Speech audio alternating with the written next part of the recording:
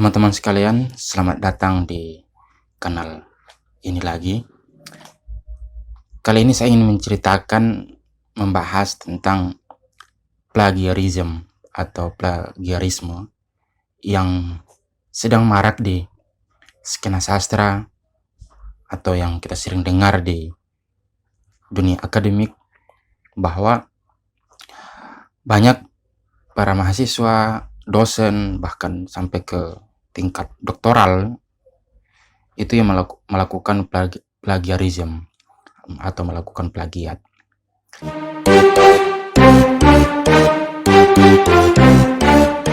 Baru-baru ini beberapa kali saya melihat dan mendengar kabar bahwa ada satu orang yang melakukan tindakan plagiat.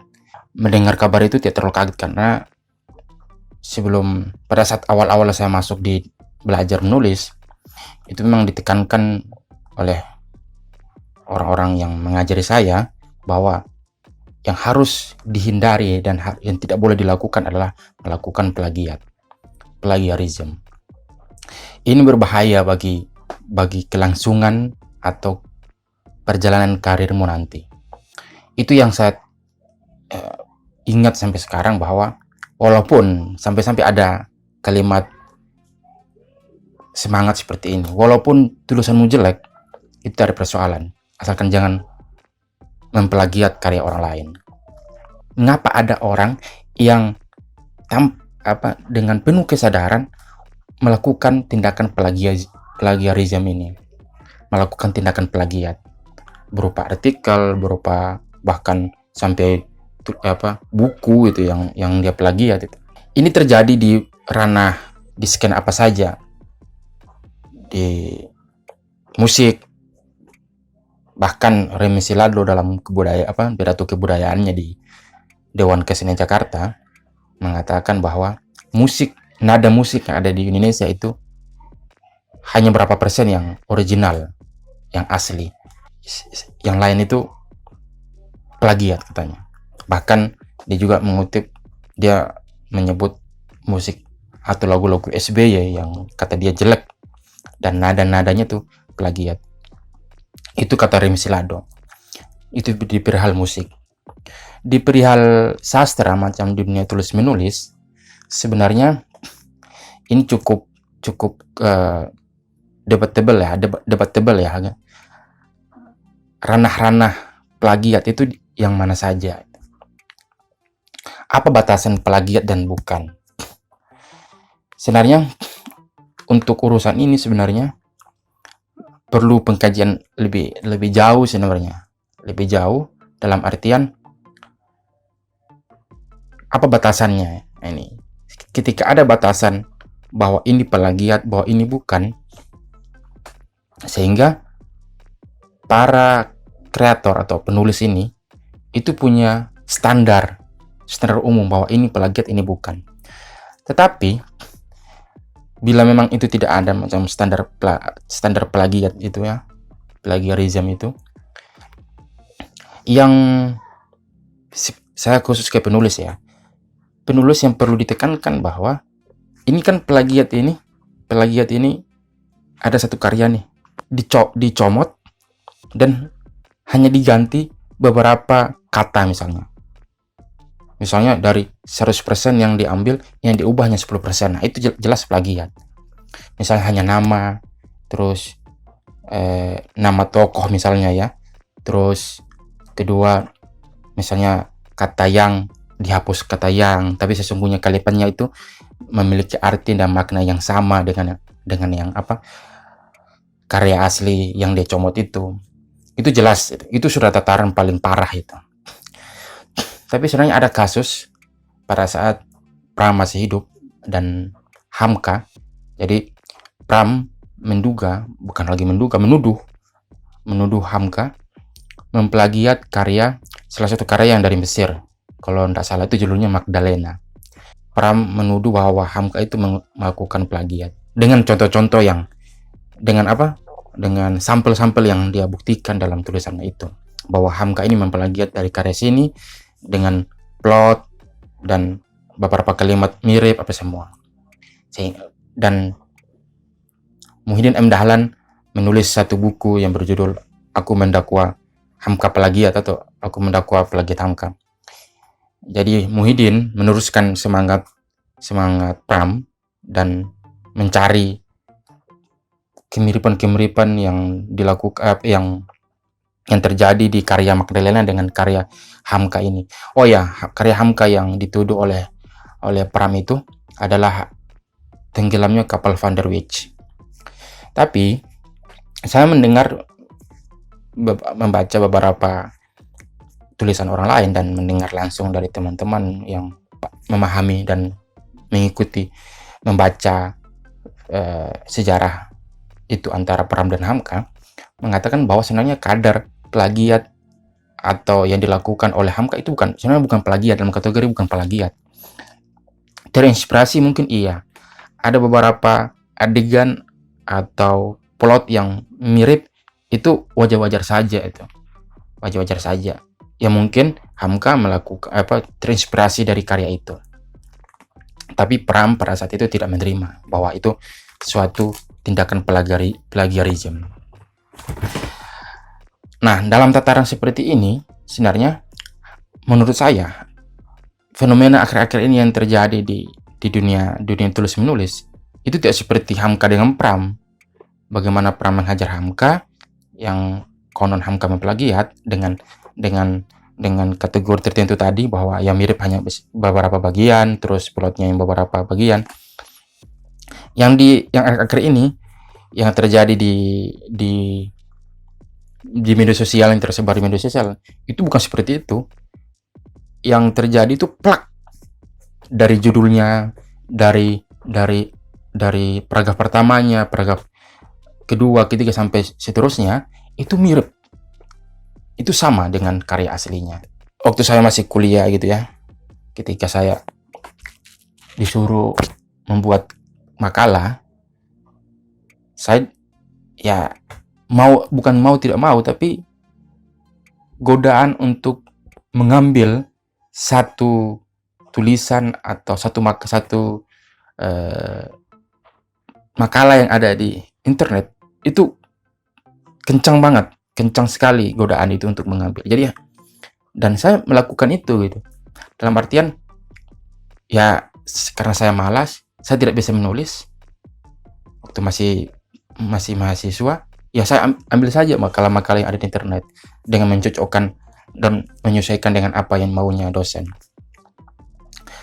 Pada akhirnya kalau misalnya di akademik gitu ya, ada satu kemiskinan intelektual gitu ya. Kemiskinan intelektual, terus apa itu kemiskinan intelektual?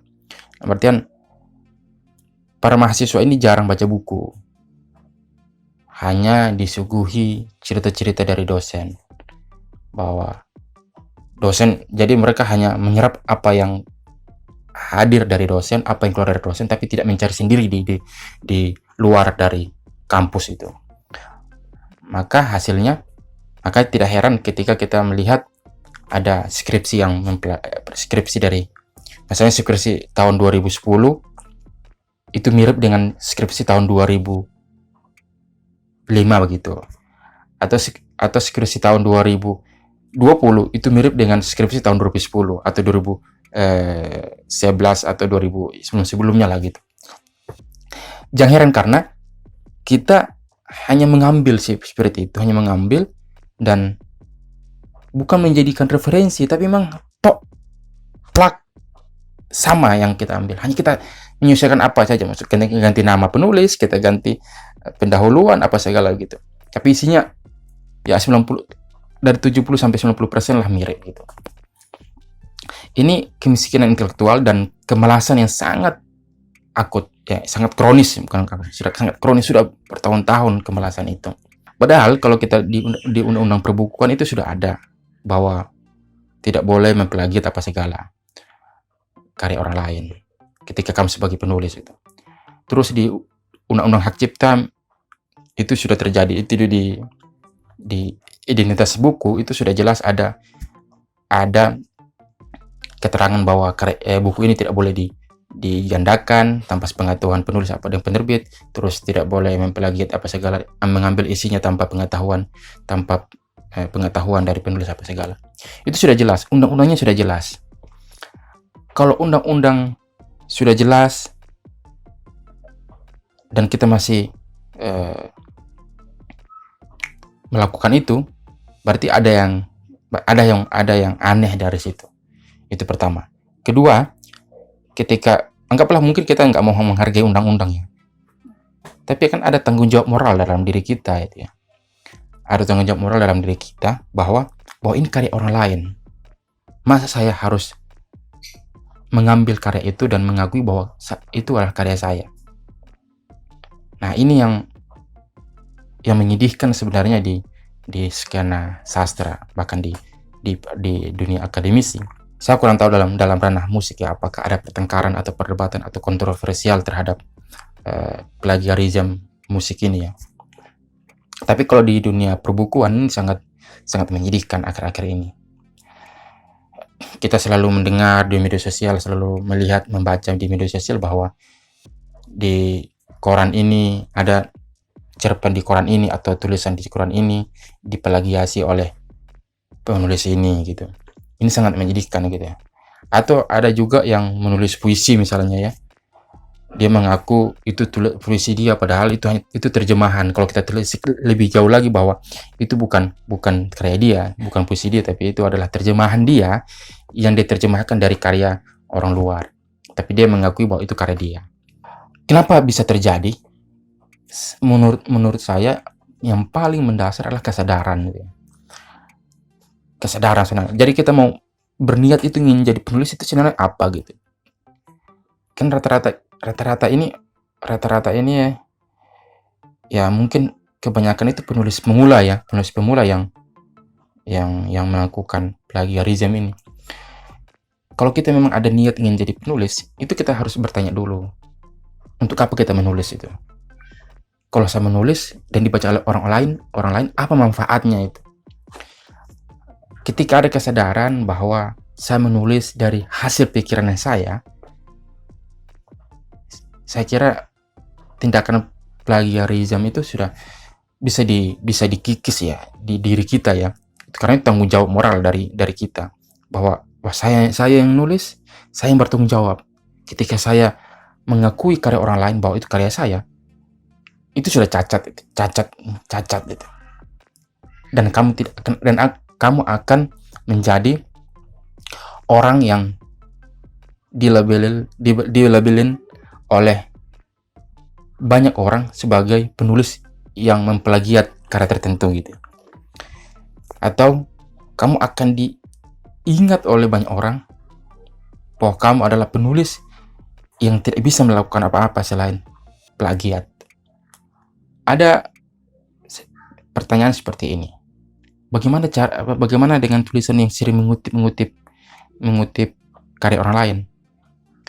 Menurut saya itu sah-sah saja mengutip, asalkan kamu menaruh siapa penulisnya. Misalnya kamu ingin menulis tentang gagasan ekonomi misalnya, kamu harus cari pakar ekonom, kamu masukin di tulisanmu, tapi kamu sebut siapa penulisnya itu, gagasannya dari mana, sehingga orang akan mempercayai kamu bahwa kamu itu, anggaplah dibilang kamu hanya merangkum gagasan orang lain, tidak ada masalah. Itu bukan persoalan. Kamu dikatakan merangkum atau meringkas, tidak ada masalah, asalkan bukan plagiat. Kamu merekam pendapat pemikiran orang lain dalam satu tulisan, asalkan tidak semua dari awal sampai akhir itu adalah kutipan, hanya menurut ini, tapi tidak ada gagasan yang kamu berikan. Kamu mengutip gagasan orang lain, tapi setidaknya kamu punya sedikit, bukan tidak hanya sedikit, kalau bisa lebih banyak lebih bagus itu, bahwa menaruh gagasan kamu di sela-sela gagasan orang lain. Ya, itu menurut saya lebih baik gitu ya. Dalam artian kamu akan mempelajari pemikiran orang lain. Dan kebanyakan kalau misalnya di esai itu mengutip karya orang lain itu sah-sah saja, malahan lebih bagus ya. supaya kamu yang generalis itu ya, yang tidak punya ilmu spesifik, bisa mengambil pemikiran orang lain, dan pembaca akan mempercayai kamu itu. Tidak asal bicara tanpa ada sumber atau pakar yang mengatakan seperti itu. Karena kan kebanyakan esais itu kan generalis ya. Nah, misalnya begitu. Misalnya di dunia skena sastra itu ya. Di esai, di tulisan esai dan cerpen misalnya. Saya belum tahu kalau dalam karya novel ya, apakah ada maksudnya karya novel yang ditulis oleh para penulis belakangan ini. Kalau cerpen, esai, artikel, dan opini itu sering terjadi, sering saya masih lihat beberapa kali dibahas oleh orang-orang di media sosial. Yang saya ingin katakan di video ini bahwa tindakan plagiarisme itu tidak dibenarkan dalam dunia tulis menulis gitu. Itu sangat tidak dibenarkan, sebab itu fatal dan vital di ranah sastra misalnya ya. Yang saya katakan di awal tadi, bahwa lebih baik kamu menulis jelek daripada kamu memplagiat karya orang lain. Sebab ketika kamu menulis di awal-awal dan hasilnya adalah jelek dan buruk, itu masih bisa dikembangkan, berarti masih bisa diperbaiki ke depan, asalkan terus belajar, terus menulis, terus konsisten. Tapi kalau kamu sudah melakukan plagiarisme dan itu dan orang-orang akan mempercaya, akan meyakini dan sudah percaya, dan sudah ada mindset mereka bahwa kamu itu sudah pernah memplagiat. Dan kadang-kadang orang tidak lagi mempercayai penulis yang pernah memplagiat karya orang lain itu. Kadang-kadang itu sudah ada sinis dari orang-orang terhadap kamu. Jadi sekali lagi, tindakan plagiat itu tidak dibenarkan di ranah sastra dan di ranah apapun, karena itu mencuri karya orang lain. Namanya mencuri kan tidak dibenarkan dalam agama dengan dalam nilai-nilai dalam masyarakat. Namanya mencuri apa saja, apalagi ini mencuri karya orang lain ya. Seperti itu cerita saya. Seharusnya teman-teman tidak melakukan plagiarisme, tidak mencuri karya orang lain atau mengakui karya orang lain bahwa itulah karyamu. Lebih baik tidak menulis sama sekali, tidak usah menjadi penulis, tidak usah.